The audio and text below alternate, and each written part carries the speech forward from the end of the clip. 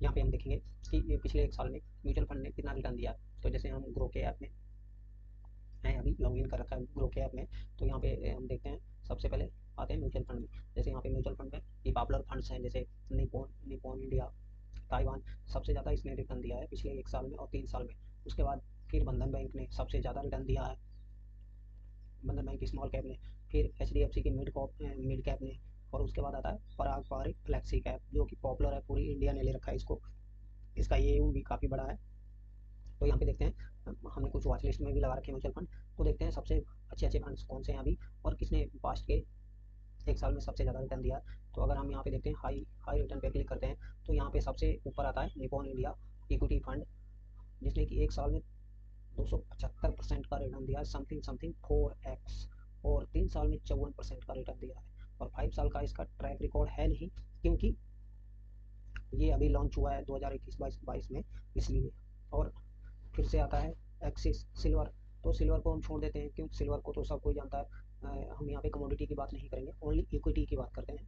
तो यहाँ पे जैसे हम देखते हैं, उसके बाद आगे बढ़ते हैं। ये कुछ जैसे बंधन बैंक स्मॉल कैप फंड, जिसने एक साल में 17% का रिटर्न दिया है। और फिर इंडिविजुअल्स US टेक्नोलॉजी, जिसने एक साल में 49% का रिटर्न दिया है, 3 साल में 30% का रिटर्न दिया है, और 5 साल में ओनली 11% का रिटर्न दिया है। तो इसके मुकाबले हमारा स्मॉल ये बंधन बैंक स्मॉल कैप फंड ज़्यादा अच्छा है, क्योंकि इसने 5 साल में 23% और 3 साल में 31%, एक साल में 17%। और उसी हिसाब से ये Invesco India PSU direct growth fund है। फिर आता है मोतीलाल ओसवाल BSC, ये भी। और अगर हम अपनी वॉच लिस्ट की बात करें, मैंने कुछ स्टॉक्स कुछ म्यूचुअल फंड वॉच लिस्ट में लगा रखे हैं। तो जैसे यहाँ पे आप देख सकते हैं, ये हमारी वॉच लिस्ट है। यहाँ पे ये जैसे कि यहाँ पे देख रहा होगा, ये वॉच लिस्ट है।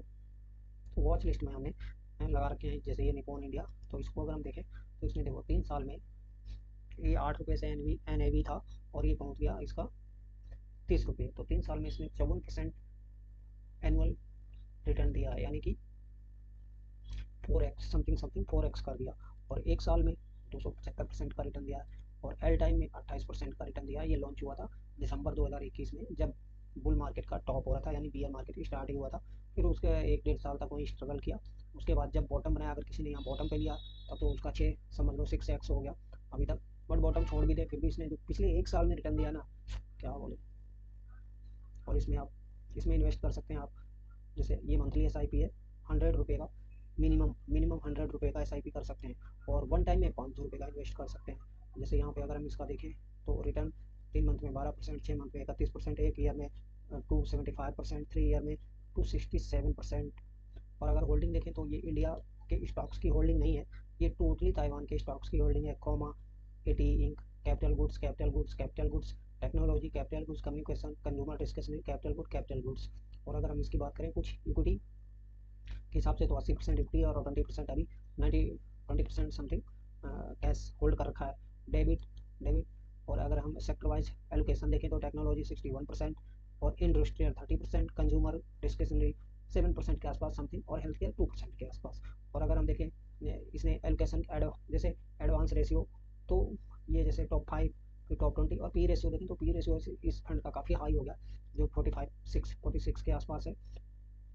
मिनिमम इन्वेस्टमेंट मैं बता ही चुका हूँ, जैसे यहाँ पे SIP करोगे तो 100 रुपीज़, और वन टाइम जाओगे तो 500 रुपीज़। और रिटर्न रैंकिंग में इसके आसपास भी कोई नहीं है, ये फर्स्ट ही रैंकिंग अचीव करता है, क्योंकि पिछले एक साल में इतना इंडिया में तो किसी ने रिटर्न दिया नहीं है, स्टॉक ने भी नहीं दिया होगा, म्यूचुअल फंड की तो बात ही छोड़ जाओ। और यहाँ पे जैसे अगर हम फंड मैनेजर की बात करें, तो ये निंजल देसाई और अंबर सिंघानिया ये फंड मैनेज कर रहे हैं। फंड हाउसेस की अगर हम बात करें, तो निपॉन इंडिया म्यूचुअल फंड्स, और ये मतलब पूरी इंडिया में 4 रैंक आता है इसका, AUM के हिसाब से, जैसे 4 रैंकिंग इन इंडिया, और AUM इसका है 6 लाख, यानी 7 लाख के आसपास, 6,72,000 करोड़ के आसपास। और इसका जो इनकॉर्पोरेट मतलब ये स्टार्ट किया था 95 में इसने, तो पुराना और ट्रस्टेड फंड हाउस है, और AUM के हिसाब से भी बहुत बड़ा फंड हाउस है। और ये इसका कुछ एड्रेस दिया हुआ है। ये हो गया हमारा इसका एनालिसिस। और अगर हम कुछ ये जैसे फंड हाउस का एनालिसिस हो गया, म्यूचुअल फंड का एनालिसिस हो गया, अब इसका तो हो गया कंप्लीट एनालिसिस। अब दूसरे फंड्स देखते हैं, तो जैसे ये ICICI prudential mid cap fund, इसने एक साल में 33% का रिटर्न दिया है, और 3 साल में 26% का रिटर्न दिया है। फिर आता है पराग पारिक फ्लैक्सी कैप, जिसने 3 साल में 18% और एक साल में 8% का रिटर्न दिया है। आता है S B I mid cap इसने, और उसके बाद आता है कोटक मिड कैप 150 मोमेंटम। तो मैं मोमेंटम नहीं लेता हूँ, हम सिर्फ प्योर इक्विटी लेते हैं और कुछ नहीं। मोमेंटम और इंडेक्स फंड मेरी अंडरस्टैंडिंग में नहीं आते, ये बाकी योर चॉइस। और ये कुछ हमने अपने वॉच लिस्ट में लगा रखे हैं, तो इनमें से चार पाँच छः म्यूचुअल फंड में मेरा भी इन्वेस्टमेंट है। बाकी आप देख सकते हैं, जैसे कैनरा रूरल को मिड कैप फंड, इसने भी अच्छा रिटर्न दिया है। बंधन बैंक मिड कैप फंड, इसने भी अच्छा रिटर्न दिया है। महिंद्रा लाइफ मैन्युफैक्चरिंग फंड, इसने भी अच्छा रिटर्न दिया है। इंडिविजुअल स्मॉल कैप, इसने भी अच्छा रिटर्न दिया है। I T small cap fund, लगभग इसने भी अच्छा ही रिटर्न दिया है। उसके बाद कोटक मिड कैप फंड, ये तो फॉर एवर है, मतलब इसको क्या कहें। और white capital mid cap fund, white okay capital mid cap fund, इसने भी अच्छा शानदार रिटर्न दिया है। कैनरा को स्मॉल कैप थोड़ा कम रिटर्न दिया है। बंधन बैंक स्मॉल कैप फंड जो कि गुड है। मेरे asset large and mid cap और टाटा स्मॉल कैप ने बहुत ही गंदा प्रदर्शन किया। मोतीलाल ओसवाल स्मॉल कैप की बात करें तो ये तो अभी लॉन्च हुआ, थोड़े दिन हुआ, 3 साल, बट कुल मिलाकर अगर हम देखें 3 साल भी नहीं हुआ, 1 डेढ़ साल हुआ है, तो 1 साल का रिटर्न 14% के आसपास है। तो इसकी क्या बात करें।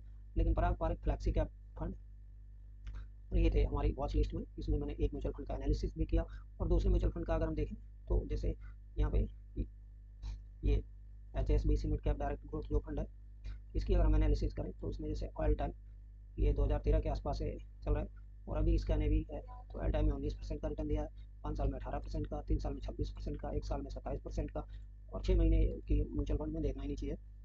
और अगर इसकी हम फंड साइज की बात करें तो 11,000 करोड़ का फंड साइज है, और एक्सपेंसेस मतलब खर्चे इसके जो रेशियोज में आते हैं वो ठीक ठाक ही है, 0.66%। मिनिमम एस आई पी 500 कर सकते हैं आप। रेटिंग इसका 3 स्टार है। वन टाइम में 5,000 और एस आई पी मिनिमम 5,000 की कर सकते हैं। और ये रिटर्न वाइज दिखा रहे हैं कितना कितना रिटर्न इसने जनरेट किया, 10 साल में, 5 साल में, 3 साल में, और ऐसे ऐसे दिखा रहे हैं। तो यहाँ पे होल्डिंग देख के किस किस स्टॉक्स में इसका होल्डिंग है, जैसे जैसे ई फैशन, नायका में इसका सबसे ज़्यादा 5% का होल्डिंग है। और फिर उसके बाद ये दूसरा स्टॉक है जो 5% के आसपास है, जी वर्ना एंड हिटेची एनर्जी में 4%, पी एस सी में 4%, फेडरल बैंक में 4.25%, भारत इलेक्ट्रॉनिक, लेंस कार्ड जो कि एक बहुत ही विवादित आईपीओ था, उसमें भी इसका 3.5% के आसपास। मतलब अगर इसका हम पैटर्न देखें टॉप 10 स्टॉक्स का, तो पूरा मतलब जो न्यू एज स्टॉक्स हैं उन पे आधारित है। और अगर हम इसकी होल्डिंग एनालिसिस करें तो ये पूरा का पूरा 98.88% इक्विटी है। कैश ओनली 1% ही होल्ड किया, मतलब कैश है ही नहीं, टोटल इक्विटी मतलब इन्वेस्ट कर रखा है।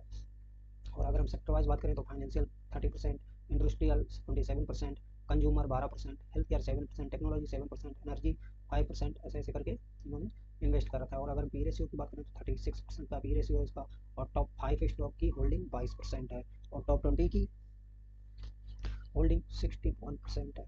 टॉप 20 स्टॉक्स की होल्डिंग 61% है।